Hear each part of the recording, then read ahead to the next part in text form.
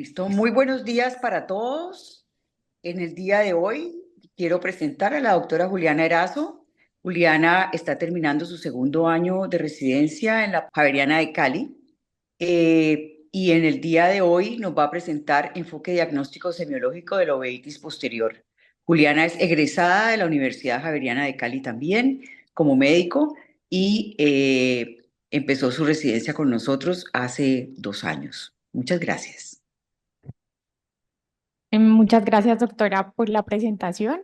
Entonces, como ya mencionamos, el día de hoy voy a hablar acerca del enfoque diagnóstico y semiológico de las uveitis posteriores y vamos a abarcar los aspectos clínicos más importantes de las entidades más prevalentes en nuestra práctica clínica. Para comenzar entonces como introducción, recordemos que la uveitis es la inflamación de esta capa media del ojo que está conformada de anterior a posterior por el iris, el cuerpo ciliar y la coroides. Esta comprende un grupo heterogéneo de enfermedades y es una causa importante de morbilidad ocular en todo el mundo. Por eso es importante conocer esta patología. Se estima que más o menos la uveitis es la cuarta causa de ceguera en la población productiva, especialmente en los pacientes entre los 20 y los 60 años, y puede causar una discapacidad visual en el 35 al 70% de los casos. Tiene una pérdida visual unilateral del 14 al 50% y bilateral del 4 al 50%.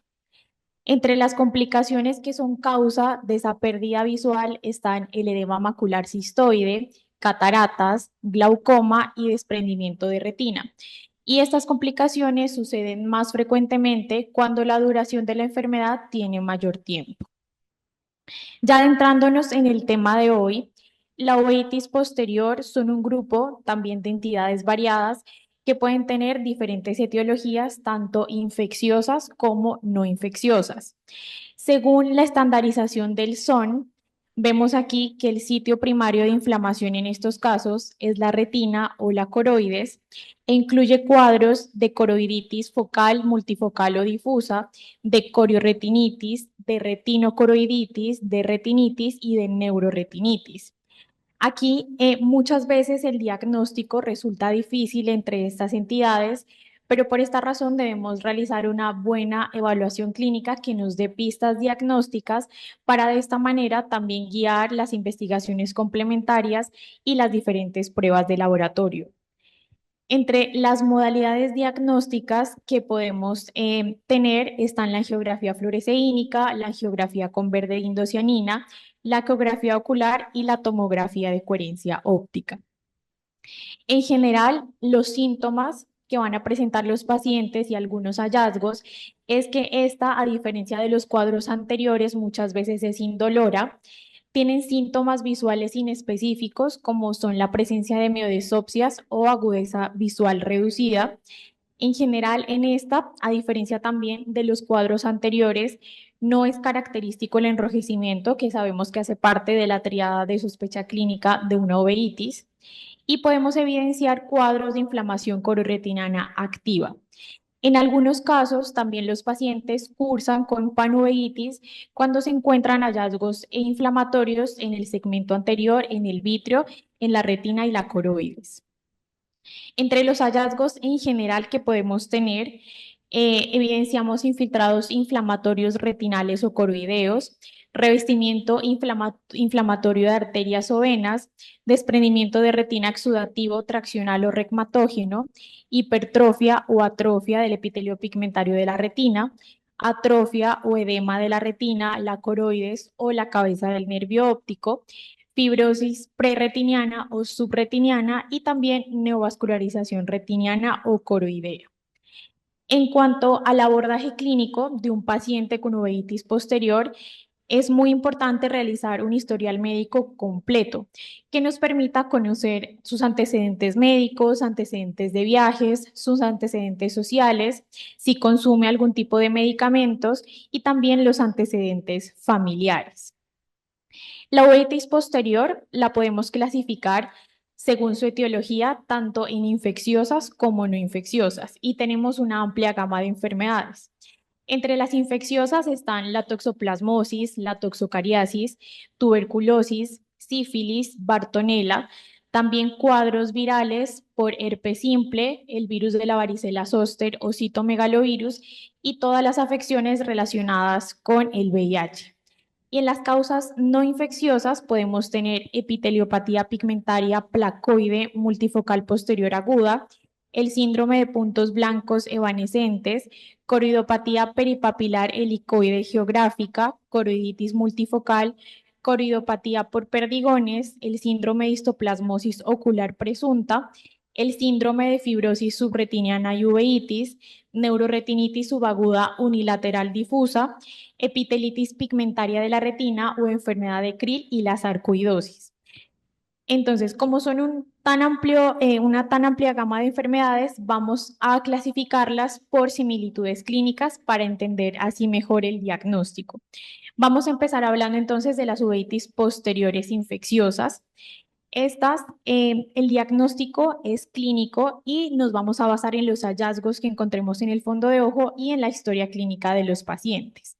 Aquí en general, los laboratorios se basan predominantemente en pruebas de anticuerpos contra antígeno específico y pruebas de PCR en casos para identificar el genoma en particular. Y en estos casos también siempre puede ser necesario que se requieran algún otro tipo de pruebas cuando estemos sospechando alguna enfermedad sistémica asociada, y en estos casos el tratamiento de esta también es muy importante, concomitante con el tratamiento oftalmológico. Como una de las manifestaciones más importantes tenemos la retinitis necrosante. Esta puede ser causada tanto por virus de DNA como por parásitos, especialmente aquí el Toxoplasma gondii. En algunos casos, estas son entidades que pueden tener algún tipo de similitudes clínicas, especialmente cuando se tratan de pacientes inmunodeprimidos o que presenten presentaciones atípicas de las enfermedades. Entonces, vamos a precisar algunas de las características clínicas más importantes de estas entidades. En cuanto al virus herpes zóster y el virus de la varicela, el virus herpes simple y el virus de la varicela zóster, como ya dije, son virus de DNA. Estos pueden causar una retinitis necrosante que afecta gravemente la visión, que se denomina como necrosis retiniana aguda. Esta en general se presenta como una panuveitis aguda que es unilateral con una periarteritis y una necrosis progresiva que puede llevar a conducir a la formación de desprendimientos de retina regmatógenos. La triada clínica que caracteriza la necrosis retiniana aguda se caracteriza por vitritis moderada grave, arteritis y periflebitis y necrosis retiniana periférica confluente.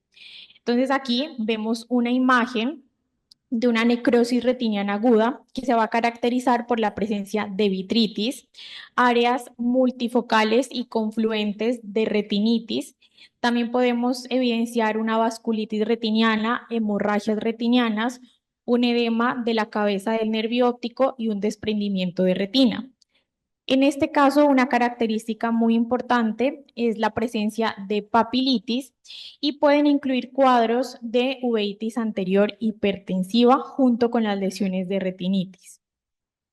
En cuanto a la retinitis por citomegalovirus, esta es una entidad que más se presenta en pacientes inmunodeprimidos, sobre todo los que tengan VIH o bajos recuentos de CD4, sobre todo menores a 50 microlitros. Puede cursar como una retinitis necrosante granular o como una retinitis necrosante hemorrágica con arteriolitis. Entonces vemos este patrón característico granular o de pixa con un patrón de propagación de llamas a lo largo de los vasos sanguíneos. Vemos aquí otros ejemplos de una retinitis fulminante por citomegalovirus y esta que es otra retinitis causada por citomegalovirus de tipo granular. En cuanto a la toxoplasmosis, esta es la causa infecciosa de uveitis posterior más común en pacientes inmunocompetentes y es causada por un parásito llamado Toxoplasma gondii, que como sabemos tiene varias formas de transmisión, entre ellas el consumo de carne cruda o mal cocida, el consumo de agua que no ha sido correctamente tratada y también entre ellos está la transmisión vertical.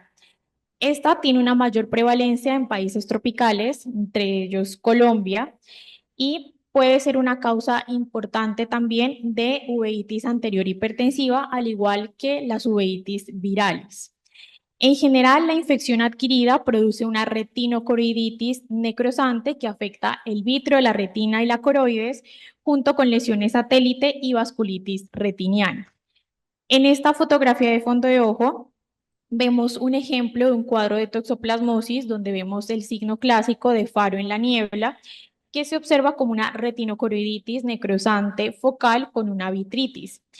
En estos casos vemos que las lesiones se presentan de color blanco, amarillentas, generalmente con un borde mal definido que define esa área de edema retiniano. Estas lesiones pueden tener diferentes tamaños y también diferentes ubicaciones y cuando, por ejemplo, como en este caso, se ubica en la región macular, pues tiene mayor afectación de la agudeza visual. Clásicamente, las lesiones por toxoplasmosis afectan inicialmente la retina superficial, luego todo el espesor de la retina, la coroides, el vitrio e incluso la esclerótica. Se pueden observar también coroiditis adyacente, hemorragias, vitreitis. En general, las lesiones periféricas pueden ser relativamente asintomáticas y aquí el síntoma predominante son las miodesopsias, más o menos en el 70 al 90% de los casos. Aquí hay alteración también vascular que se puede presentar tanto cercana a la lesión como en áreas más distantes, como una vasculitis difusa o segmentaria y en la mayoría de los casos cursa con flebitis, aunque también puede tener afectación arterial.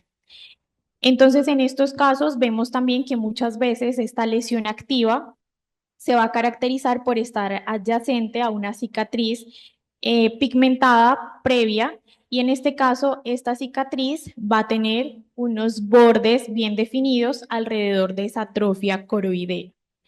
En cuanto al abordaje de estas, un examen clínico minucioso nos ayudaría a distinguir muchas veces la etiología viral de la etiología por toxoplasma y en raras ocasiones el linfoma vitreoretiniano, especialmente el de células B grandes, podría imitar ciertas características de retinitis y se podría enmascarar como una infección viral o por toxoplasma. En este caso es muy importante tener en cuenta los laboratorios, los antecedentes de viajes, también la residencia en zonas de endemia, el estado sistémico del paciente y el perfil demográfico. Una vez tenemos el diagnóstico de una retinitis necrosante, nos podemos evaluar también en la ubicación de las lesiones para solicitar las ayudas diagnósticas correspondientes. En primer lugar, entonces vamos a partir teniendo en cuenta que existen lesiones que son visualizables en el OCT. Entonces, en este caso, vamos a pedir de primera línea este examen. En el OCT, entonces, podemos evidenciar ciertas características de una retinitis viral necrosante, como lo es el adelgazamiento y la desorganización con una alteración de los segmentos internos y externos de los fotorreceptores. Podemos tener hiperreflectividad retiniana, entonces como vemos en este ejemplo, estas franjas verticales hiperreflectivas que afecta sobre todo la capa nuclear externa. Podemos también presentar edema macular cistoide y retinitis cavernosa con el acúmulo de líquido subretinal a lo largo de la lesión y la pérdida de la visualización de las capas de la retina. En estos casos de retinitis viral también pueden haber cambios vítreos, como lo son membranas epirretinianas y desprendimiento de la hialoides. Y aquí un hallazgo característico que lo diferencia de la toxoplasmosis es que en los casos de retinitis viral, la coroides, la coriocapilaris y el EPR suelen estar normales. Otros hallazgos que podemos encontrar es este edema intrarretiniano que afecta la capa nuclear externa y se visualiza como este espacio cistoide de reflectancia media. En cuanto a los hallazgos de la toxoplasmosis, podemos tener características similares a la viral, como una distorsión, un engrosamiento o una hiperreflectancia, pero en este caso las características que lo distinguen son la presencia de estos depósitos ovalados hiperreflectivos en la superficie interna de la retina, o también la presencia de estos depósitos redondos hiperreflectivos a lo largo de la hialoides posterior. También podemos observar estos puntos hiperreflectivos retrohialoideos y aquí vamos a tener alteración de la estructura coroidea. Esta es una tabla que resume como los hallazgos característicos en la tomografía de coherencia óptica, tanto de la retinitis viral como de la toxoplasmosis. Entonces, en la viral vamos a tener edema intrarretiniano, esas franjas verticales hiperreflectivas en la capa nuclear externa, la formación de lagunas en la capa nuclear externa y los puentes retinales hiperreflectivos. Y en cuanto a la toxoplasmosis, las características más importantes son la presencia de células retrohialoideas, la presencia de depósitos ovales hiperreflectivos en la superficie de la retina, una hiporreflectividad coroidea y también un engrosamiento focal coroideo. En cuanto a la retinitis por citomegalovirus, esta también puede causar una retinitis de espesor total que puede conducir a un desprendimiento regmatógeno en la mayoría de los casos. Esta puede estar asociada también con hallazgos vítreos, como lo son células vítreas, engrosamiento de la hialoides posterior y células que se presentan como puntos hiperreflectivos a lo largo de la hialoides posterior. Aquí la retinitis necrosante sin vitritis suprayacente es algo muy sugestivo de citomegalovirus, a diferencia de las virales o por toxoplasmosis, y en el OCT podemos tener dos patrones. Uno, que es este, que es el patrón de espesor completo, donde va a haber una región hiperreflectante que afecta a todas las capas de la retina, pero presenta una coroides preservada y en este caso puede ser indistinguible de la retinitis por virus, y otro que es el patrón cavernoso, donde ya hay una destrucción mucho más severa de la retina, donde se forman espacios ópticamente visibles que pueden imitar los cistoideos y también se forman estos puentes hiperreflectivos que conectan la retina necrótica. En los casos donde las lesiones no sean susceptibles de valorarse por OCT, podemos pedir en primera instancia la angiografía con fluoresceína y, si es posible, solicitar esta de campo amplio. En este caso, la retinitis necrosante muestra una filtración de la lesión de la retinitis y también se puede observar una vasculitis retiniana oclusiva, especialmente de tipo arteriolar. También puede haber un bloqueo de la fluorescencia de las hemorragias retinianas suprayacentes y también podemos encontrar un edema macular cistoide. En el caso, por ejemplo, de la toxoplasmosis, en este caso, la angiografía con fluoresceína revela una hipofluorescencia con fuga variable que va a afectar los márgenes. Y cuando ya tenemos cicatrices curadas y ya hay una destrucción del EPR y de la coriocapilares, ya vemos estos defectos en ventana hiperfluorescentes o una fluorescencia bloqueada debido a la dispersión del pigmento. Otras características que podemos evidenciar en la angiografía en casos de toxoplasmosis es la hiperfluorescencia de la cabeza del nervio óptico. También podemos presentar vasculitis retiniana o fuga de lesiones de neovascularización coroidea y sobre todo en la toxoplasmosis activa se relaciona con la infiltración inflamatoria de la coroides, que lo que produce es un área de hipofluorescencia grande en la angiografía con verde de indocianina. Por otro lado, en la retinitis viral podemos evidenciar fuga de lesiones, sobre todo en las fases tempranas, oclusiones vasculares, arteritis, bloqueo y edema macular cistoide.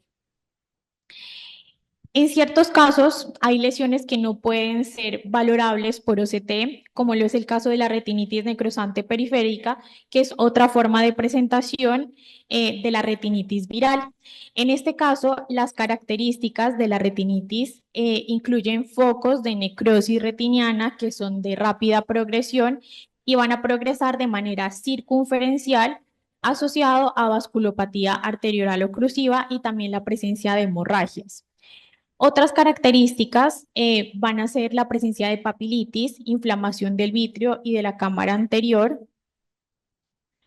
Y estas son sobre todo sugestivas de infecciones por herpes simple y virus de la varicela zoster.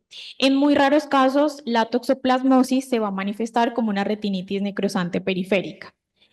Aquí son de ayuda diferentes pruebas de laboratorio, como lo son el PCR de fluidos intraoculares, biopsias vítreas, citología y títulos de anticuerpos sistémicos. Y entre las ayudas diagnósticas que pueden ser útiles es el OCT de campo amplio o también de imágenes dirigidas cuando éstas están disponibles.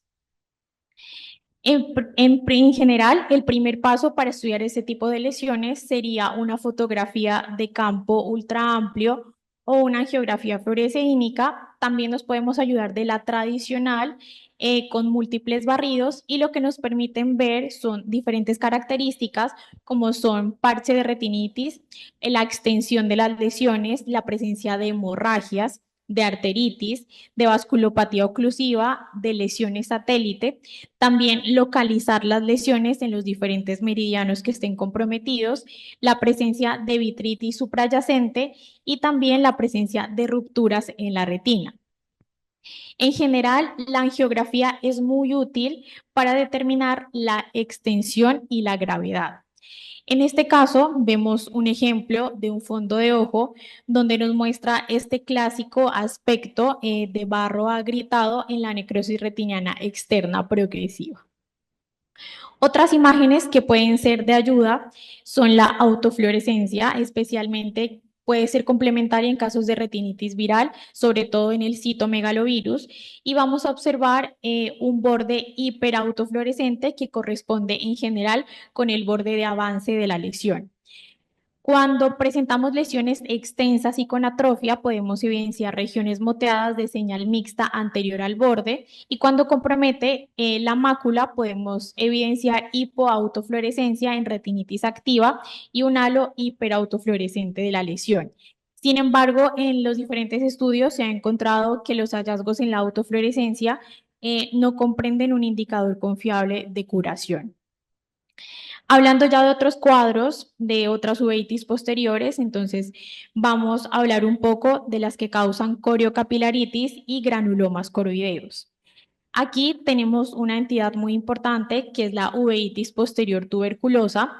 Esta puede ser de origen primario o de origen secundario cuando hay una diseminación hematógena hacia el ojo y la reacción de hipersensibilidad a las proteínas tuberculosas pueden causar también una vasculitis retiniana.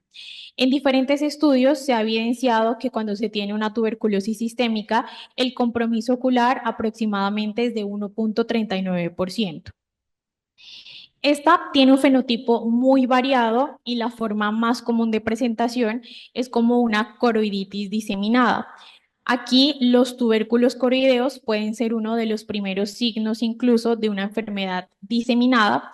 Las lesiones pueden variar de pocas hasta cientos y en general tienen un tamaño promedio de 0,5 a 3 milímetros, aunque también pueden variar de tamaño dentro del mismo ojo. Estas se observan profundas a la coroides y como vemos tienen un color amarillento, blanco o incluso gris, están bien circunscritas y en la mayoría de los casos estas lesiones se presentan a nivel del polo posterior. Otra forma de presentación de la uveitis posterior tuberculosa es la coroiditis focal. Esta se forma como un tubérculo único y es una masa coroidea, el cual es el rasgo característico de presentación. También se pueden evidenciar múltiples tubérculos coroideos en casos de tuberculosis miliares y sobre todo en individuos inmunocomprometidos. Un tubérculo grande puede medir hasta 4 milímetros de diámetro, pero también se han descrito en algunos casos tubérculos hasta de 14 milímetros de diámetro. La masa está típicamente elevada y puede estar acompañada por un desprendimiento de retina seroso suprayacente. En esta imagen vemos entonces un ejemplo de un absceso subretinal tuberculoso y este se puede formar progresivamente a partir de un tubérculo coroideo que puede ser único o múltiple. Otra forma de la uveitis posterior tuberculosa es la de tipo serpiginoso. Esta se parece mucho a otra entidad que es la coroiditis serpiginosa y en este caso sería su diagnóstico diferencial y se presenta como una coroiditis bilateral multifocal que se presenta con este tipo de lesiones blanquecinas que a menudo no son contiguas.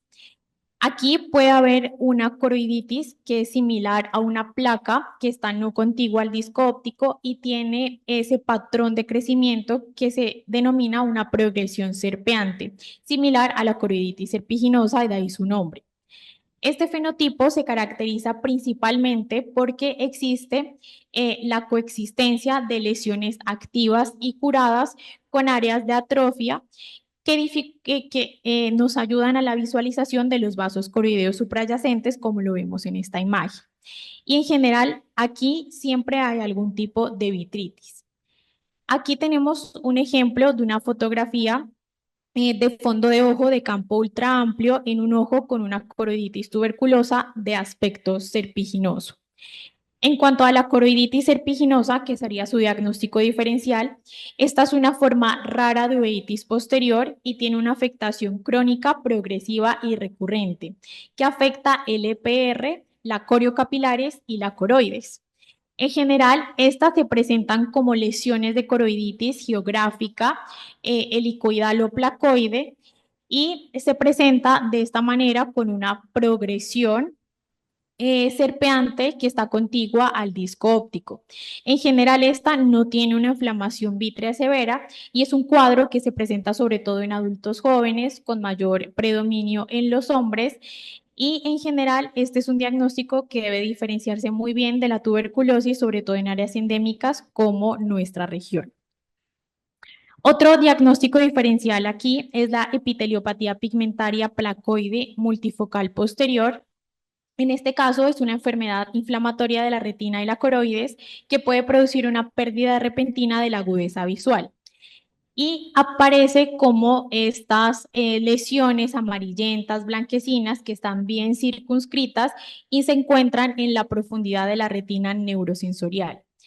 Estas pueden llevar a la atrofia y a la cicatrización del EPR y por lo tanto eso es lo que lleva a la disminución de la agudeza visual.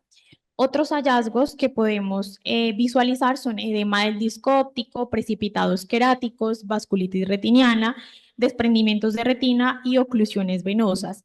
En general, esta es autolimitada y puede tener unos muy buenos resultados. Más o menos en el 90% de los casos, los pacientes cursan con agudezas visuales mayores o iguales a 20-25 y en muy raros casos tiene recurrencia, sobre todo a los 6 meses, y estas son las que tienen un peor pronóstico. Este cuadro imita infartos coriocapilares multifocales que pueden ser causados por hipertensión, toxemia del embarazo y coagulación intravascular diseminada, y en estos casos siempre se debe descartar una vasculitis cerebral.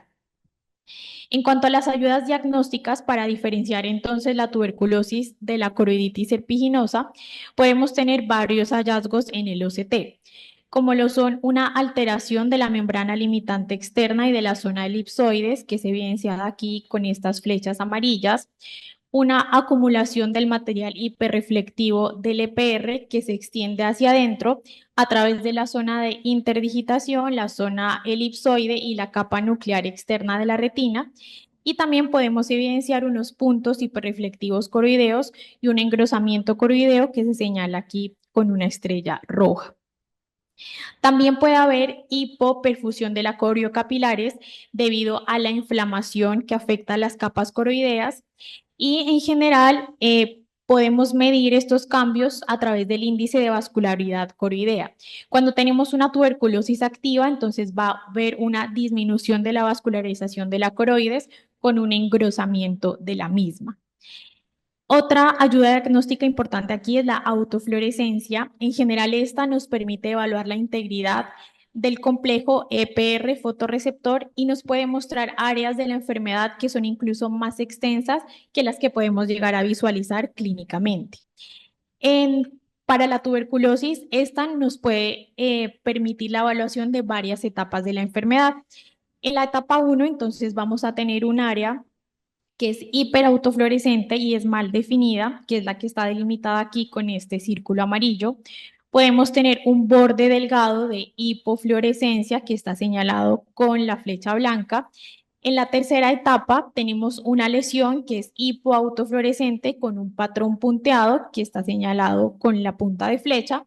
Y finalmente en la etapa 4 podemos ya tener un patrón de una hipofluorescencia uniforme.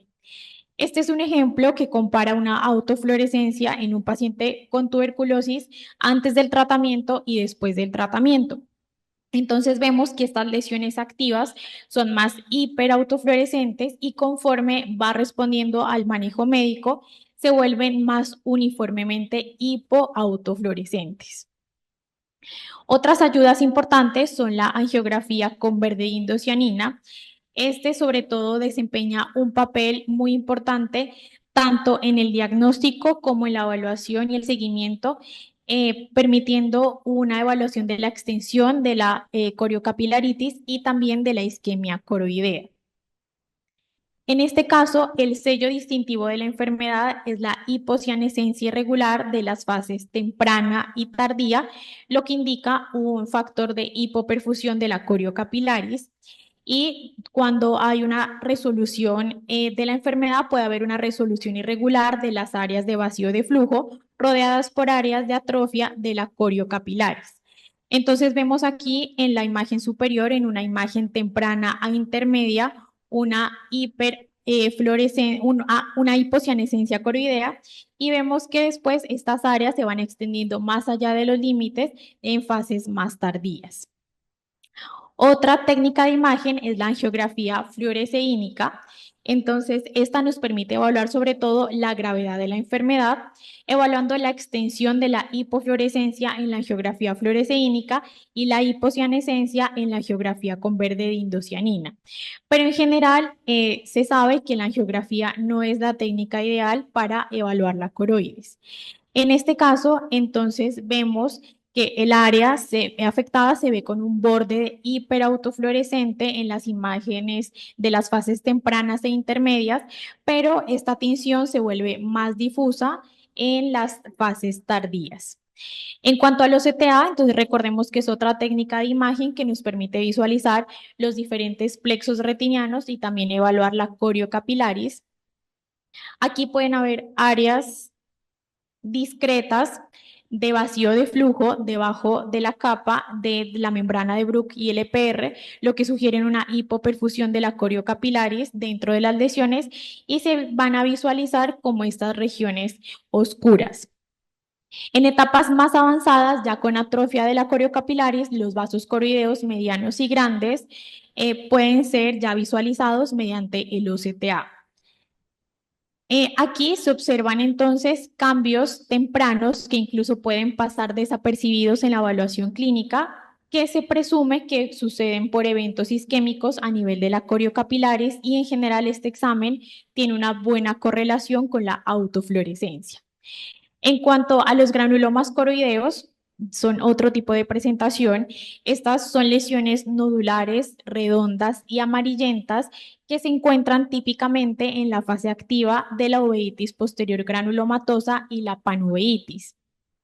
Estas aparecen como lesiones subretinianas, redondas y amarillentas, sobre todo en cuadros de tuberculosis, sarcoidosis y en la enfermedad de BKH.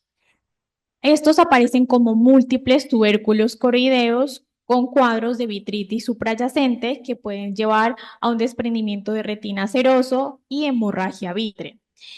En general, las ayudas diagnósticas que podemos obtener son las imágenes de OCT y este es un cuadro que resume las características principales de cada una, teniendo en cuenta la extensión y el compromiso coroideo, la forma, los márgenes que tengan, el patrón en el cual se presenten y la reflectividad.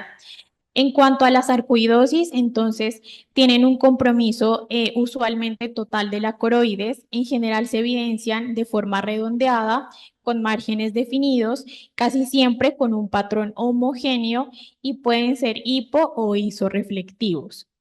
En cuanto a la tuberculosis, esta también tiene usualmente un compromiso total del espesor coroideo. Generalmente se observan como lesiones lobuladas. La mayoría no son bien definidas, casi siempre tienen un patrón no homogéneo y usualmente son isorreflectivas. Y en el BKH, casi siempre también tienen espesor completo de compromiso coroideo, tienen una forma redondeada, son indefinidas, tienen un patrón homogéneo y la mayoría de las veces son isorreflectivas. Hay que tener en cuenta que este tipo de granulomas pueden ser de espesor total o parcial. Entonces, aquí vemos un ejemplo de un granuloma coroideo. Entonces vemos en la imagen de fondo de ojo esta área hipopigmentada, que es la correspondiente con el granuloma, y vemos unos ejemplos de angiografía donde en la fase temprana va a haber una hiperfluorescencia temprana con una fuga tardía. En cuanto al OCT, entonces podemos ver señalados con los asteriscos los granulomas de espesor completo que tienen un margen indefinido, que tienen una forma lobulada y son isorreflectivos. Y además aquí hay presencia de un material hiperreflectivo subretiniano subyacente consistente con el infiltrado inflamatorio de la retina externa. Si no se tratan estos granulomas coroideos tuberculosis, puede llevar a la formación de un absceso subretinal e incluso a la ruptura del tuberculoma en la cavidad vítrea. En la sarcoidosis, entonces, el granuloma muchas veces podría ser la única manifestación ocular de la enfermedad y podría confundirse con otros diagnósticos como lo son metástasis coroidea, melanoma coroideo amelanótico o un linfoma coroideo. En general, estos vemos aquí que se presentan de espesor completo, tienen una forma redonda con márgenes bien definidos y relativamente son homogéneos y tienen también un área de hiporreflectividad señaladas con las flechas blancas.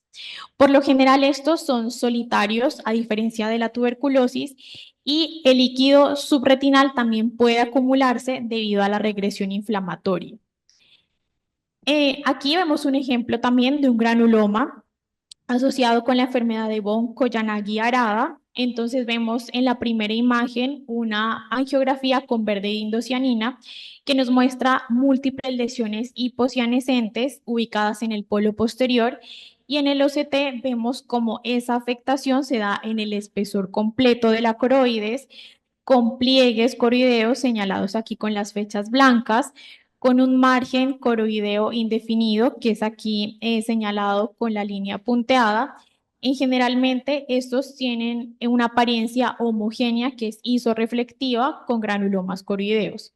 Y en las imágenes inferiores vemos el mismo caso, pero 12 semanas después del tratamiento, donde ya desaparecen esas lesiones a nivel de la angiografía y se restaura la anatomía normal de la retina con el grosor coroideo. Otras ayudas diagnósticas, cuando la inflamación es muy severa y no nos permite visualizar el polo posterior o ya hay presencia de catarata, es la ecografía ocular.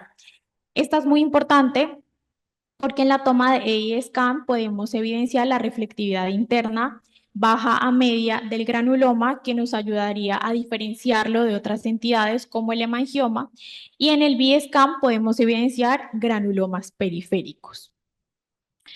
Otras son la angiografía con verde de indocianina. Entonces, al inicio, estos granulomas coroideos se evidencian como lesiones hipocianescentes debido al enmascaramiento del granuloma con el medio de contraste o también con la falta de perfusión. Estos se pueden clasificar de acuerdo al tamaño como pequeños cuando miden menos de un diámetro de disco o como grandes cuando miden más de un diámetro de disco.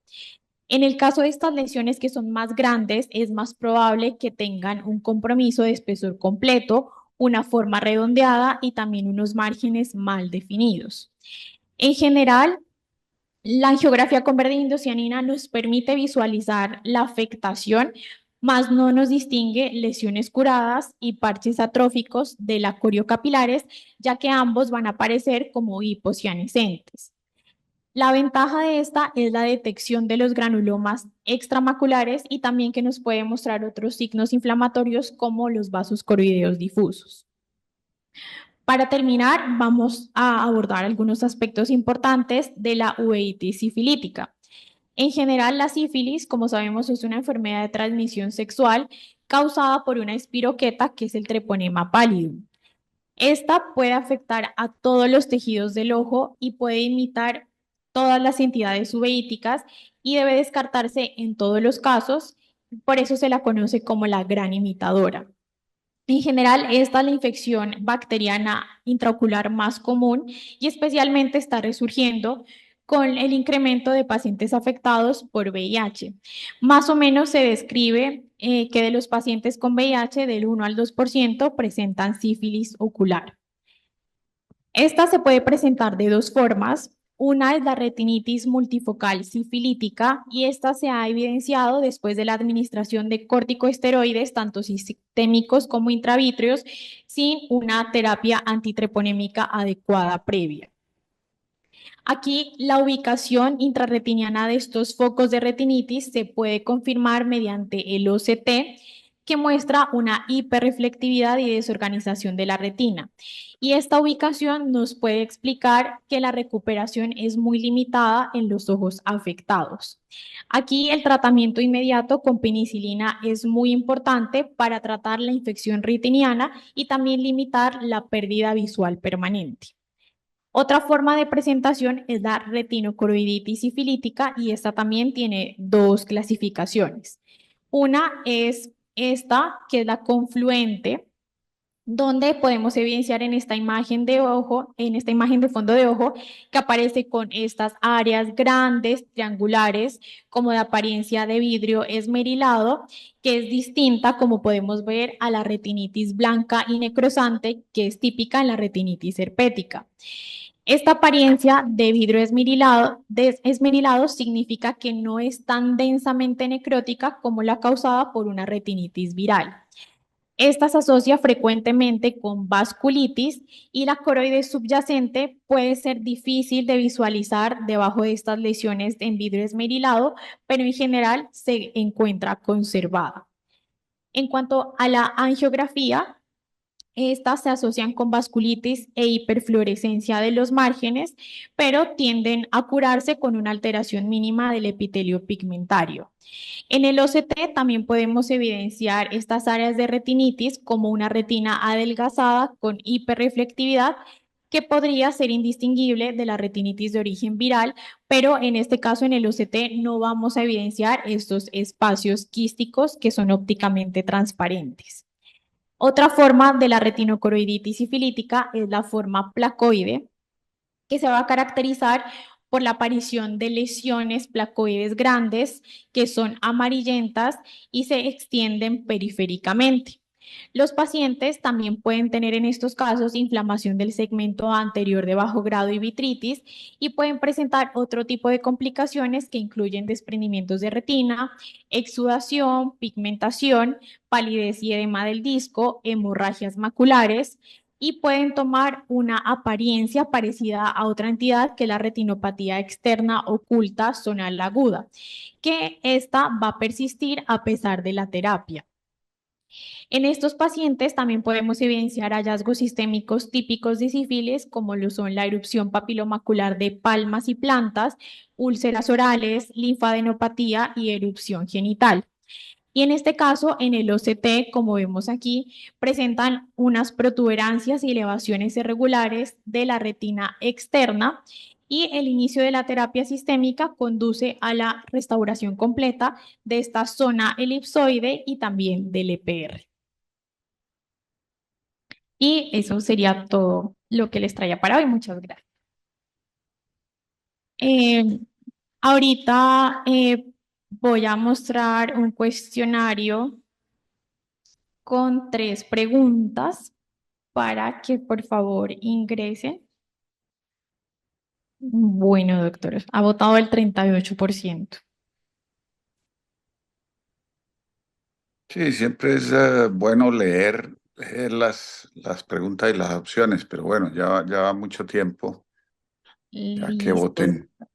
Entonces, bueno, aquí sí pueden visualizar los resultados en el... No está viendo los Bueno, resultados de entonces su... los leeré. Entonces, la primera pregunta dice, ¿cuál de las siguientes características es más típica de retinitis herpética en comparación con otras causas de uveitis posterior?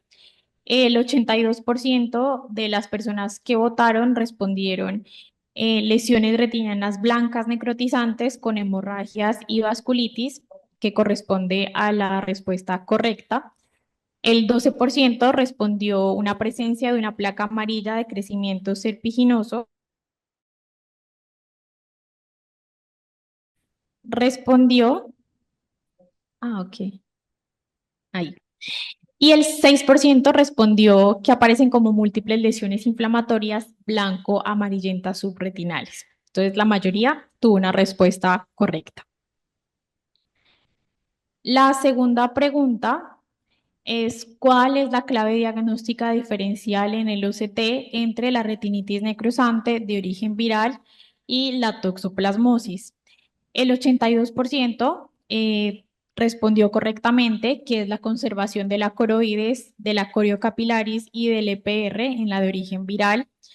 El 12% respondió hiperreflectividad retiniana, pero recordemos que este hallazgo aparece en ambas, igual que la distorsión retiniana, la cual fue respondida por el 6%. Y la última pregunta es de falso o verdadero, y es que la sífilis puede afectar a todos los tejidos del ojo y puede simular cualquiera de las entidades uveíticas, y por lo tanto debería descartarse en todos los casos, lo cual es verdadero. La mayoría también respondió bien, con un 94%.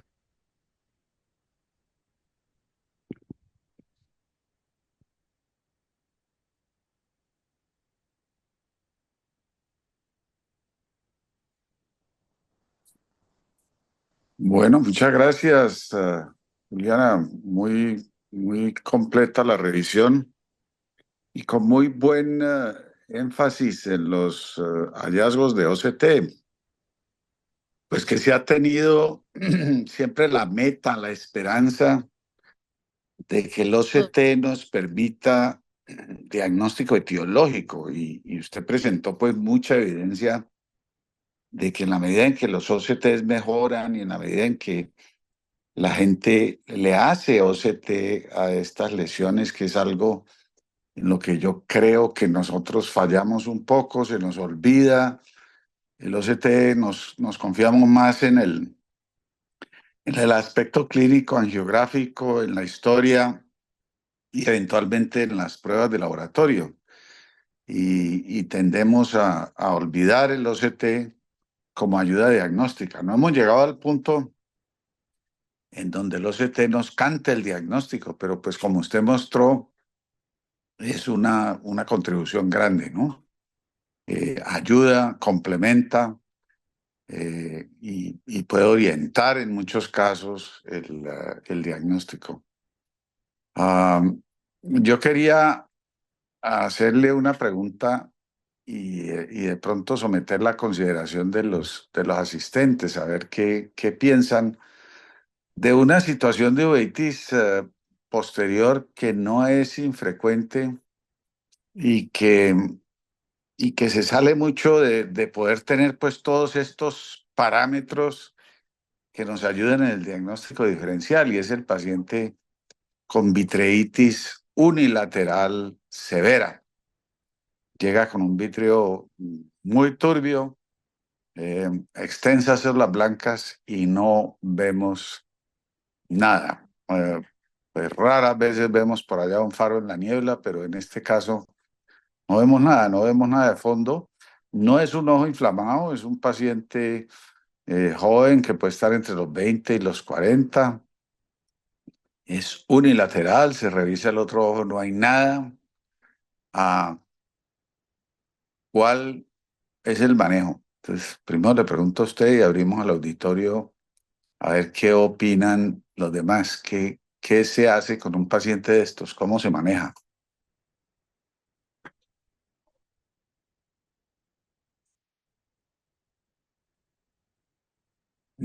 Sonido. Sí se escucha, doctor. Sí, ya. Bueno, pues en esos casos donde es difícil visualizar las características del fondo de ojo por una inflamación tan severa del vítreo, pues una ayuda diagnóstica que nos podría dar ciertas luces son la ecografía, es la ecografía. Y no sé si en general en nuestro medio, por ser la toxoplasmosis la primera opción diagnóstica, se podría iniciar un tratamiento empírico en estos casos donde no se visualiza pues ningún hallazgo característico en el fondo de ojo. No sé si alguien tiene otra opinión.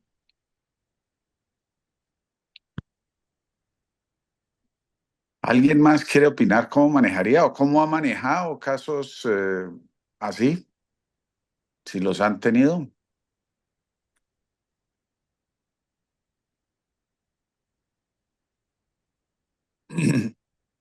No, como que no hay opiniones, pero pues es una situación que, como digo, no es tan exótica, pues no es frecuente, pero no es tan exótica y plantea un dilema difícil, ¿no? Porque usted dice, no, pues hágale ecografía y la ecografía de pronto no muestra nada. Pues sí, muestra que hay una vitreitis. Si muestra que hay una zona de engrosamiento en algún sitio de la retina, bueno, ya ese es un datico a favor de un foco, ¿sí? De que hay un foco retinal y ayuda un poquito. Hágale un PCR, pero ¿y cuánto se demora un PCR? ¿Cuánto cuesta? ¿Y cuántos PCRs le puede hacer al paciente?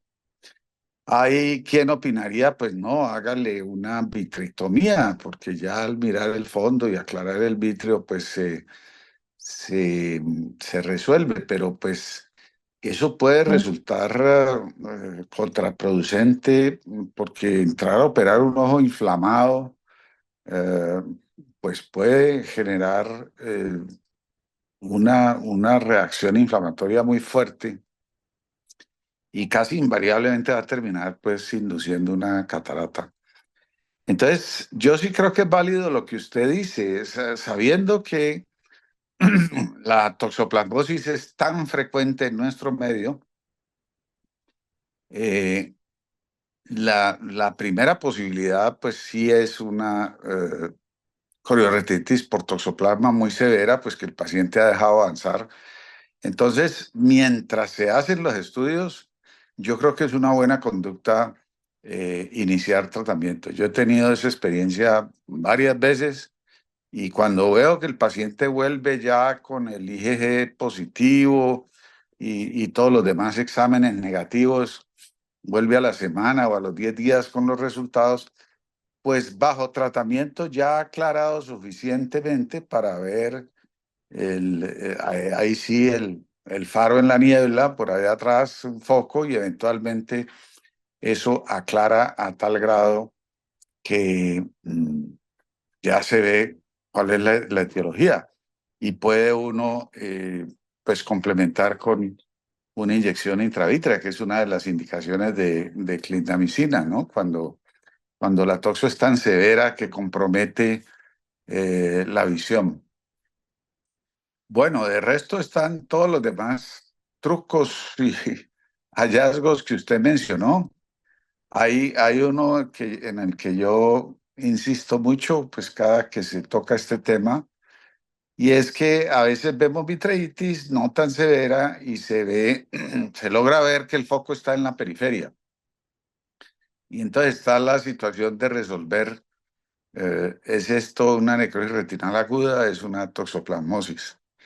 Y la clave allí está en que la toxoplasmosis suele tener un foco periférico y suele ser redonda, o sea, eh, a, al- a raíz de un foco periférico se extiende en círculo y por lo tanto si el foco, si la placa toca la hora serrata, se forma un ángulo agudo entre el borde de la placa y la hora serrata, mientras que en la necrosis retinal la lesión suele arrancar en la hora serrata, se disemina, o sea, hace contacto con toda la hora serrata y en el centro prolifera más, creando una especie de pirámide o dedo hacia el polo posterior.